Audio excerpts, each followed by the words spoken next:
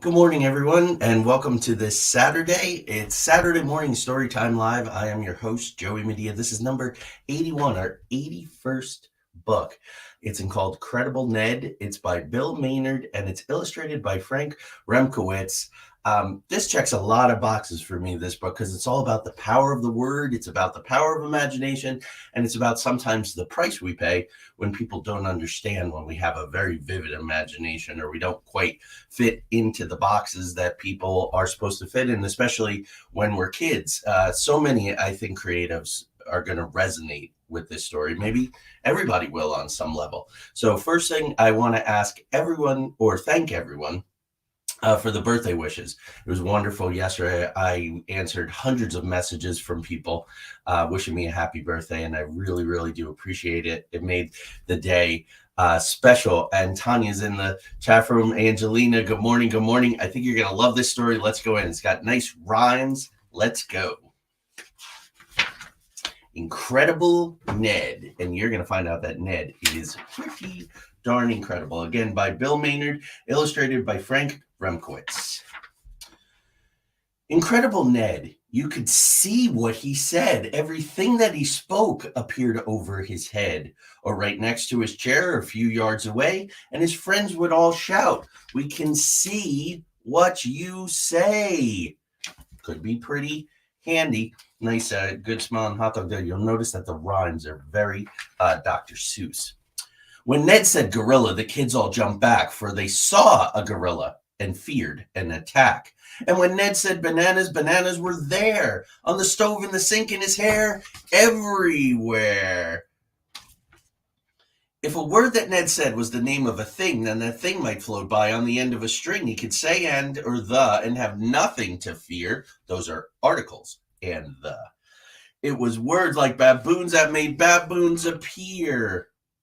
Well, and is actually a conjunction, and the is an article, sorry. A and the are the articles. It started when Ned was a child of one. His father came home and asked, "What has Ned done?" And his mother replied, "Well, it may sound absurd, but today was the day that I saw his first word." He saw his first word. You saw his first word. You saw his first word. Don't you really mean heard? They kind of remind me, Tanya, don't you think they remind me a little of Darren McGavin and Melinda Dillon from Christmas Story. And next week, the long-awaited sequel is coming out, which should be pretty fun. Ned's problems began on his first day of school. Every time that he spoke, he felt more like a fool. When the things that he said appeared over his head or on his desktop or a few years away, then his classes would shout, "We can see what you say." When Ned said giraffe, you could see a giraffe, and its neck was so long it made everyone laugh. 2-page illustration there. When Ned said parade, one appeared by the wall and marched straight through the class and out into the hall. No wonder the children didn't get their books read. It was so much more fun just to watch what Ned said. Then the teacher complained, "We're not getting work done." With young Ned in the class, school is too much fun. Read that again. We're not getting work done. School is too much fun. Very sad statements.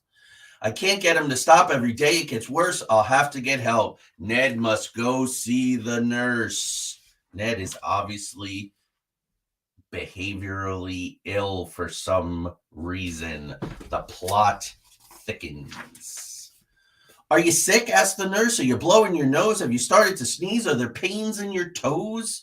Have you eaten too much? Have you had any spills? You might need some time off, or you could need some pills." Need some pills. "Some pills," said poor Ned, and the room quickly filled with some 4,003,200 pills. Pills that covered the desks and the chairs. What was worse, there were so many pills that they covered the nurse. "I can't help," said the nurse, "though I'm glad Ned stopped by. He's not sick, it's a trick. Let the band leader try."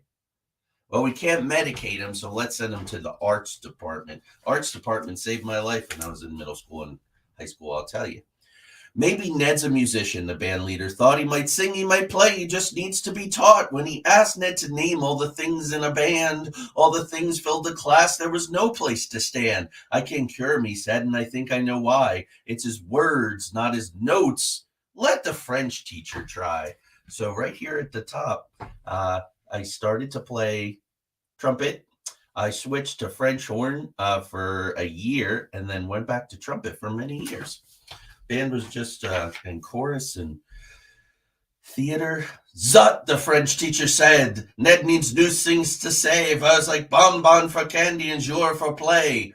But when Ned said bateau, that's the French word for boat, he could see a bateau. It was real, it could float. And when Ned said voiture, that's the French word for car, the class saw a voiture. This was going too far. Well, you could go pretty far in a boat and you could go pretty far in a car. So here we go. Ned's poor teacher was now at the end of her rope. Poor Ned's teacher, with him using his imagination all the time. So far, no one had helped, but she had one last hope. For there was one last someone who wasn't the same, so she made one last call, and the principal came. Yeah, okay. Can't control him in class. Send him to the nurse. Can't control him with pills. Send him to the arts people. He's even too big for the arts, which I find really hard to believe. So now we got to put the principal on him. So she made one last call and the principal came. The principal, wow. That made Ned feel real sad. When the principal comes, you know things are bad. In your school, she's the law. In your school, she's the boss. And the last thing you want is for her to feel cross. In some schools, the principal's kind of like, like the friendly one. And then there's the vice principal who brings the hammer. Ned, the principal said, I will have to be stern, for we want the class calm so the children can learn. And whenever you speak, the whole class comes apart, since you can't seem to stop what you didn't mean to start.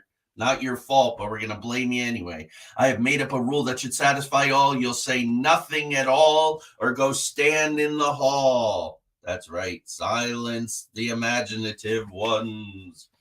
Say nothing at all or go stand in the hall. Ned must never say bat. He must never say ball. Then that's it, Ned decided. Guess I won't speak. And he sat there in silence for almost a week. And I will tell you, as a longtime educator and arts instructor, some of these kids stay silent for way more than a week. Till the art teacher came on her usual day, and they told her why poor Ned had nothing to say. Oh my goodness, she said, let me stop those complaints. And she gave Ned some pencils and paper and paints. Then she watched what Ned did, and she liked what she saw. When he picked up a pencil and started to draw, he drew fish, he drew birds, he drew flowers and trees, he drew lions and tigers and monkeys and bees. Expression, but silent expression, notice. What's that? Asked the teacher. A lion, said Ned, and nothing but nothing showed over his head. Is contained in the proper box. What's that? Asked the teacher. A tree, Ned replied, and nothing but nothing appeared at his side. And the art teacher smiled. She could understand Ned, and she knew why those things had shown over his head. Ned's an artist, she said. That's what Ned's all about. When your head's full of pictures, they have to come out. Do you know the Harry Chapin song, Flowers Are Red? This kind of reminds me of that whole thing. Luckily, he, quote unquote, he colored the line acceptable colors. That would be another thing. Thank you, my friend Craig. Thank you for joining us and for the birthday wishes. Now, to show those great pictures that lived in his head, Ned didn't need to use words. He could draw them instead. Shut up and draw, Ned. Because painting and talking are equally real. They're just two different ways to show folks how you feel. So do both. Do them all. And as long as Ned colored and painted and drew, he could speak just like me. He could talk just like you. And nothing he said appeared over his head or right next to his desk or a few yards away. And his classmates complained, we can't see what you say. Because they dug it. They got it. They knew that Ned was a special guy. But at times, when young Ned is at home late at night, when he's opened his window and turned out his light, when his pen's put away and his paint's on the shelf, when he's sure he's alone, he'll say moose to himself, and a moose will appear at the foot of his bed, and he'll know that he is still incredible Ned, as long as he's in his room with the door closed, with the lights out. You see where I'm going, folks? This is kind of subversive. I'm kind of subversive.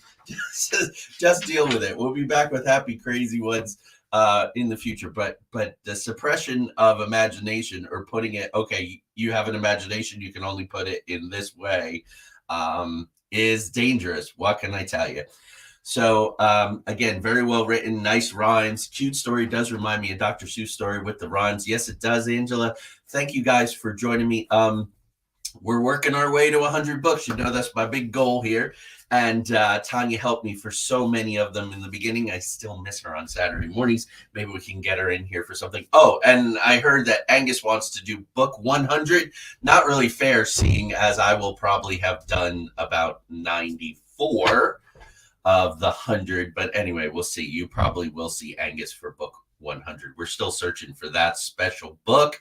If you have a request, let me know. If you have books because your children are grown and you need a home for them, let me know. I'm always looking for children's books, something we can read in about 10 to 12 minutes. Lots of pictures, not a lot of words.